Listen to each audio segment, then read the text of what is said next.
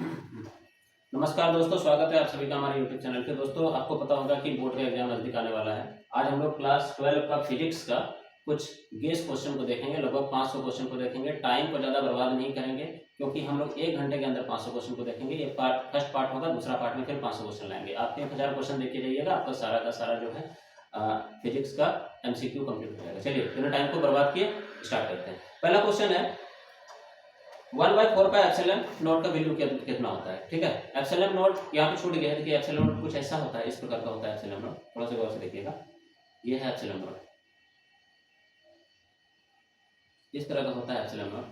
ठीक है, अब देखिए एप्सिलॉन नॉट कुछ इस तरह का होता है। इसका वैल्यू होता है 8.85 इंटू 10⁻⁻12 फराड प्रति मीटर। अगर आपको कूलम्ब स्क्वायर, न्यूटन इनवर्स और मीटर पर पावर -2 भी दिखे तो भी उसका ऐसा ही मात्रक होता है। ठीक है, चलिए दूसरा क्वेश्चन देखते हैं। निम्नलिखित में कौन सा संबंध सही है? दूसरा नंबर क्वेश्चन देखिए, कौन सा संबंध सही है। तो इसका आंसर होगा E = F/Q, E = F/Q। ठीक है, E को क्या बोला जाता है बताइए आप लोग, विद्युत क्षेत्र तीव्रता, और F को क्या बोला जाता है, कमेंट करके बताइए, फोर्स प्रति कूलम्ब। Q को आवेश बोला जाता है। ठीक है, नेक्स्ट क्वेश्चन, विद्युत विभव किसके बराबर होता है? तो विद्युत विभव बराबर होता है V = W/Q, हम लोग जानते हैं, यानी कि वर्क डन, वर्क का जो डिफरेंस होता है वर्क डन, और डिवाइडेड बाय Q यानी आवेश। अगला क्वेश्चन, विद्युत द्विध्रुव आघूर्ण का SI मात्रक कितना होता है? तो विद्युत द्विध्रुव आघूर्ण का मात्रक होता है कूलम्ब मीटर। कितना होता है? Coulomb metre. विद्युत द्विध्रुव आघूर्ण का क्या होता है SI मात्रक? Coulomb metre. हम लोग ज्यादा से ज्यादा क्वेश्चन कर रहे हैं, इसलिए ज्यादा डिस्कस नहीं कर रहे हैं क्वेश्चन को। ठीक है, क्लास में से पढ़ा दिया गया है, लेकिन आप लोग फिर भी जो है इसको अच्छा से देखते चलिए ताकि ज्यादा से ज्यादा क्वेश्चन हम लोग खींच सकें। अभी आवेशित चालक की स्थिति ऊर्जा क्या होती है? आवेशित चालक की स्थिति ऊर्जा होती है 1/2 CV², 1/2 CV²। ये वाला क्वेश्चन, किसी माध्यम की आपेक्षिक परावैद्युता ER = क्या होता है भाई? तो E/ε0, पहला number answer E/ε0। Next question, क्या हम टिक भी लगाते चले क्या, या फिर बोल ही दे वही काफी? चलिए, ज्यादा टाइम नहीं बर्बाद करेंगे, अभी बोल ही देते हैं क्योंकि टिक लगाने में ज्यादा टाइम बर्बाद होगा। इसका PDF आपको दे देंगे, आप PDF पे देख लीजिएगा। अगला क्वेश्चन, एक बिंदु आवेश Q और R दूरी पर विद्युत विभव का मान क्या होगा? तो इसका आंसर है 1/4πε0 Q/R, 1/4πε0 Q/R। ε0 को ε0 भी बोला जाता है, आपको बता देते हैं। आवेश का पृष्ठ तनाव किसके बराबर होता है? तो आवेश का पृष्ठ तनाव होता है कुल आवेश बटे कुल क्षेत्रफल का। आवेश का पृष्ठ तनाव किसके बराबर होता है? तो कुल आवेश बटे कुल क्षेत्रफल के बराबर होता है। अगला क्वेश्चन देखिएगा, पानी का परावैद्युत स्थिरांक कितना होता है? तो आप लोग सभी जानते होंगे कि पानी का परावैद्युत स्थिरांक कितना होता है? तो 80 होता है। कितना होता है? 80। आर त्रिज्या की पृथ्वी की विद्युत धारिता कितनी होती है? आर त्रिज्या की पृथ्वी की विद्युत धारिता कितनी होती है? तो 4πε0 into R, 4πε0 into R. R त्रिज्या की पृथ्वी की विद्युत धारिता कितनी होगी? तो 4πε0 इंटू आर। हवा में एप्सिलॉन आर का मान कितना होता है? तो हवा में AR का मान कितना होता है भाई? तो 1 होता है। हवा में एयर में कितना होता है? 1 होता है।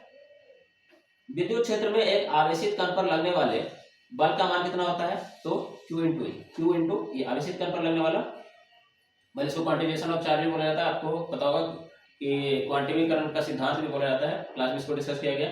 अगला देखिए, Q = NE, ये भी क्वांटिमीकरण का सिद्धांत से आता है। क्वांटिमीकरण का सिद्धांत Q = NE, अभी जस्ट आपको बता रहे हैं क्वांटिमीकरण किसको बोला जाता है। इसमें Q = +- NE लिखा है, तो कॉपी में याद करिएगा।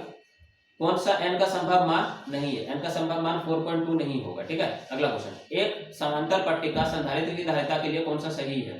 तो E0 × L/D, E0 × L/D। Epsilon 0 का मात्रक क्या होता है? एप्सिलॉन 0 का मात्रक होता है Fm/-1। दो समान धारिता वाले संधारित्र को समानांतर क्रम में जोड़ने पर उसकी समतुल्य धारिता कितनी होती है? समतुल्य धारिता होती है, इसका आंसर होगा 2C। कितनी होती है? 2C। निम्नलिखित में किस राशि का मात्रक वोल्ट प्रति मीटर होता है? वोल्ट प्रति मीटर किसका होता है भाई?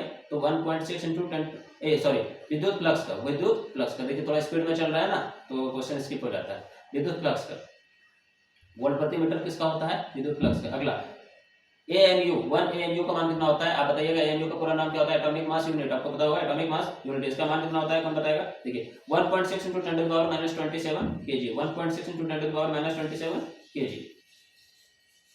आवेश का बीमा क्या होता है? यानी कि आवेश का डायमेंशन कुछ आया है, तो क्या होगा? 80।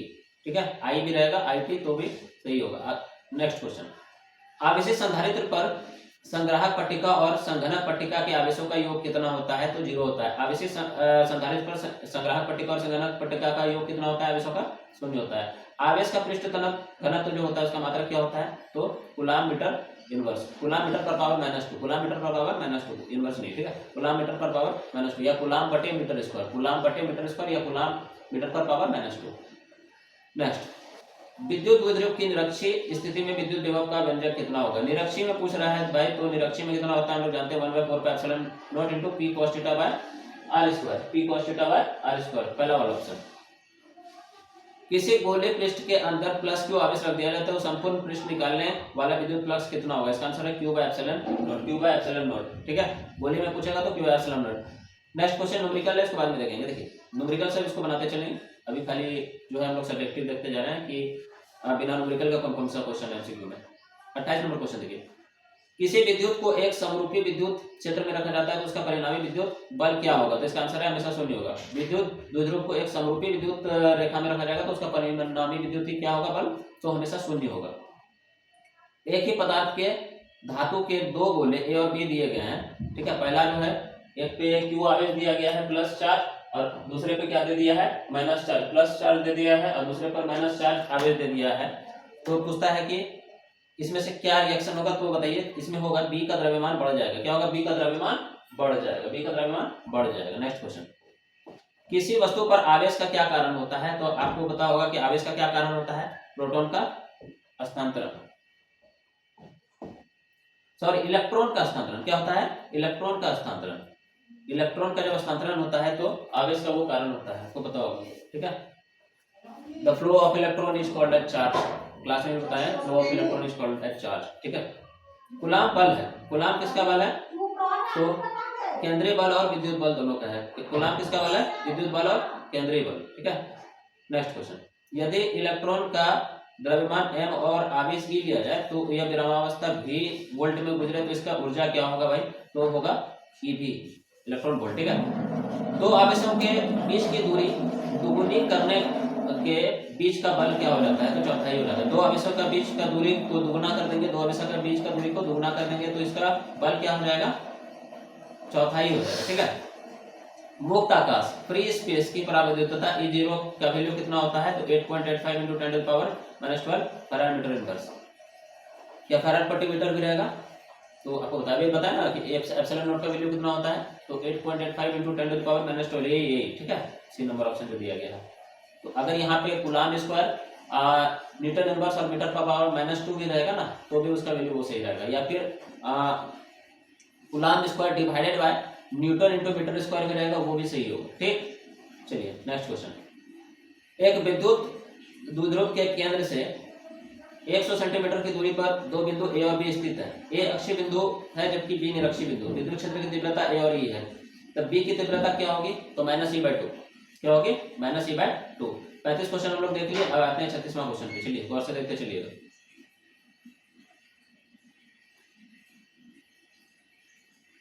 36 नंबर क्वेश्चन देखिए, ये न्यूमेरिकल है, इसको देखेंगे बाद में, ठीक है। न्यूमेरिकल को एक साथ सब कंप्लीट करेंगे।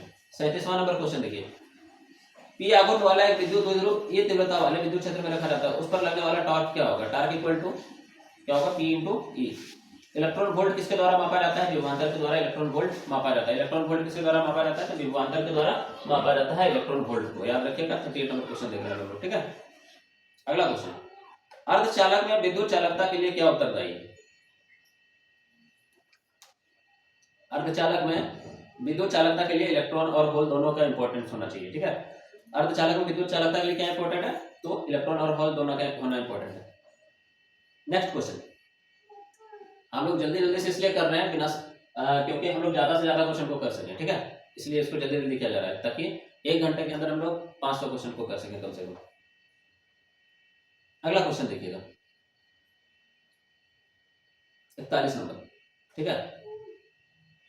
एक समान विद्युत क्षेत्र में द्विध्रुव पर आरोपित बल युग्म आघूर्ण अधिकतम है, जबकि द्विध्रुव की अक्ष और क्षेत्र की दिशा के बीच का कोण कितना होगा? 90 डिग्री। नेक्स्ट क्वेश्चन, किसी आवेशित समतल चादर के नजदीक विद्युत क्षेत्र की तीव्रता E का मान कितना होता है भाई?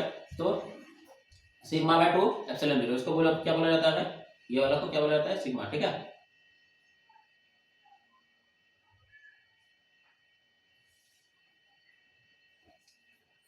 एक विद्युत द्विध्रुव के एक पृष्ठ से घिरा हुआ है, पृष्ठ पर कुल फ्लक्स कितना होगा? शून्य होगा। क्या होगा? शून्य होगा। विद्युत द्विध्रुव एक पृष्ठ से अगर घिरा हुआ रहेगा तो उसका पृष्ठ का कुल फ्लक्स कितना होता है? शून्य होता है। साबुन के एक बुलबुले को जब आवेशित किया जाता है तो उसकी त्रिज्या क्या होगी? जब बुलबुले को आवेशित किया जाएगा साबुन का तो उसका त्रिज्या पे क्या असर पड़ता है? तो बढ़ जाता है। ठीक है, ये न्यूमेरिकल है। आगे बढ़ते हैं।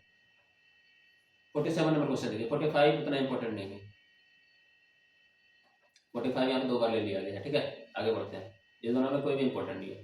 47 देखिए, दो विद्युत क्षेत्र रेखाएं एक दूसरे को किस कोण पर काटती है? बहुत इंपॉर्टेंट क्वेश्चन है, देखिएगा।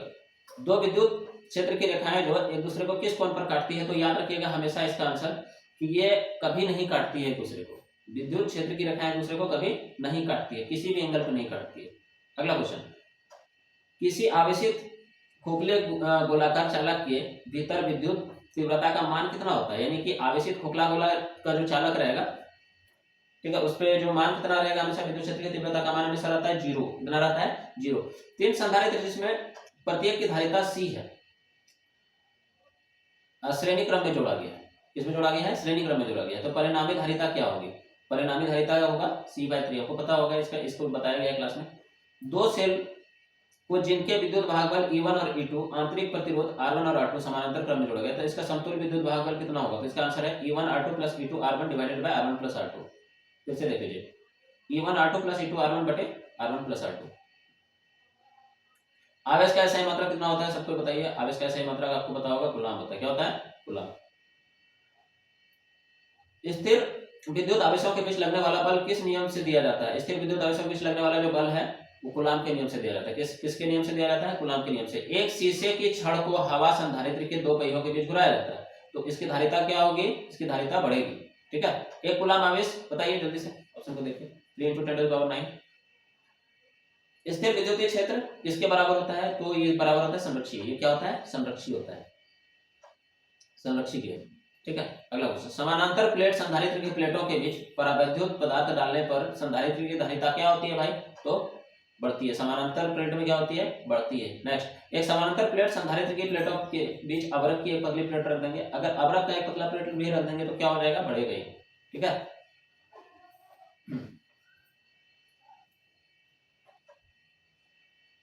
एक समानांतर प्लेट संधारित्र में परावैद्युत 6 गुना वाला प्रतिरोध बढ़ना है, तो प्लेटों के बीच की दूरी कितनी गुनी करनी पड़ेगी? तो 6 गुनी। अगला क्वेश्चन, एक गोली चालक को आविष्ट किया गया है, इसके केंद्र पर विद्युत क्षेत्र की तीव्रता क्या होगी? तो इसका आंसर है 0। क्या होगी? 0। समानांतर प्लेट संधारित्र के प्लेटों के बीच परावैद्युत पदार्थ डालने पर संधारित्र की धारिता क्या होती है? बढ़ती है। समानांतर में क्या होती है? हमेशा बढ़ती है, याद रखिएगा। विद्युत क्षेत्र के किसी द्विध्रुव को घुमाने पर किया गया कार्य क्या होता है? W = m × 1 - cos θ। W = m × 1 - cos θ। अगला न्यूमेरिकल है, इसको बाद में देखेंगे। किसी संधारित्र की धारिता व्युत्क्रमानुपाती होती है। व्युत्क्रमानुपाती का मतलब होता है उल्टा। किसके उल्टा होता है? तो प्लेटों के बीच माध्यम के परावैद्युतता के। अगला क्वेश्चन, समानांतर प्लेट संधारित्र के प्लेट के बीच आकर्षण बल क्या होता है? तो Q/ε0 × 4K। 4K नहीं है भाई, AK है। क्या है? AK।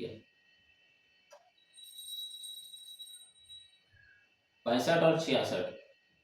ठीक है, इसको भी देखेंगे न्यूमेरिकल से। नेक्स्ट क्वेश्चन, 67, 68, 69, 70 वाला क्वेश्चन देखते हैं। 70 से इंपॉर्टेंट है। ठीक है, इसमें भी 500 में भी हम छाट दिए हैं कि जो सबसे ज्यादा इंपॉर्टेंट है, जो सबसे ज्यादा महत्वपूर्ण है, एग्जाम ओरिएंटेड है, उसी को हम ज्यादा डिस्कस कर रहे हैं। ऐसे पीडीएफ दे देंगे, आप सारा एक बार देख लीजिएगा। किसी बिंदु P से R की दूरी पर आवेश क्यों रखा जाता है? P पर विभव भी है, तो P से R दूरी पर पूर्व आवेश के अलग अलग अतिरिक्त आवेश माइनस क्यों रखा जाता है? P पर विभव क्या होगा? तो 0 होता है। इसमें से एक और महत्वपूर्ण क्वेश्चन 74 नंबर है, देखिएगा इसको। विद्युत क्षेत्र E और V के बीच संबंध क्या होता है? विद्युत क्षेत्र E और विभव V, इसके बीच में संबंध क्या होता है? तो इसका आंसर है E = -dV/dx। E = -dV/dx। अगला क्वेश्चन, एक बिंदु आवेश Q से R दूरी पर विद्युत विभव का मान कितना होता है? तो 1/4πε0 × Q/R। एप्सिलॉन का वैल्यू आपको बता चुके हैं। और Q किसको बोला जाता है पता होगा, और R किसको बोला जाता है? Q आवेश को बोला जाता है और R दूरी बोला जाता है। ठीक है, वांडे ग्राफ जनित्र उत्पन्न करती है। वांडे ग्राफ जनित्र मतलब क्या होता है बताइए? जनरेटर कब उत्पन्न करती है? उच्च विभव में। गणित का काम। दिए गए परिपथ में 4 माइक्रोफैराड के संगणक की जमा आवेश क्या होगी, तो 20 माइक्रोकूलम। कितना होता है, 20 माइक्रोकूलम। अगला क्वेश्चन, अगला चैप्टर को देखते हैं, विद्युत धारा। विद्युत का सबसे अच्छा चालक निम्नलिखित में कौन सा है, सबसे अच्छा चालक कौन सा होगा, चांदी। सबसे अच्छा चालक कौन सा होता है विद्युत का, चांदी। वोल्ट मीटर क्या मापता है, बताइए, धारा। प्रतिरोधों के समानांतर क्रम में कौन सी राशि समान रहती है, तो इसका आंसर है ए, यानी कि विभवांतर। कार्बन प्रतिरोध के रंग कोड में पीला रंग का मान कितना होता है, पीला रंग का मान पूछा है तो 4 होता है। कितना होता है, 4। 1 एम्पियर किसके बराबर होता है भाई, तो 1 कूलाम प्रति सेकंड। 1 कूलाम यानी कूलाम प्रति सेकंड को 1 एम्पियर के बराबर बोला जाता है। विद्युत वाहक बल की इकाई क्या होती है, कौन बताएगा। विद्युत वाहक बल ईएमएफ यानी कि इसका इकाई क्या होता है, तो वोल्ट होता है। कितना होता है, वोल्ट। t समय तक धारा I से प्रवाह के कारण R प्रतिरोध के चालक में उत्पन्न ऊष्मा क्या होगी, तो इसका आंसर है I square into RT। I square into RT। I किसको बोला जाता है, R किसको बोला जाता है, T किसको बोला जाता है, कमेंट करके बताइएगा। इसमें पूछा शक्ति गुणांक का जो है कौन सा फॉर्मूला सही है, देखिएगा इसको ठीक से। शक्ति गुणांक इक्वल टू होता है 1/2 इंटू यथार्थ माध्य शक्ति इंटू आभासी माध्य शक्ति। कार्बन प्रतिरोध के हरे रंग के कोड का मान कितना होता है, तो 5। कार्बन प्रतिरोध के हरे रंग का मान कितना होता है भाई, 5 होता है।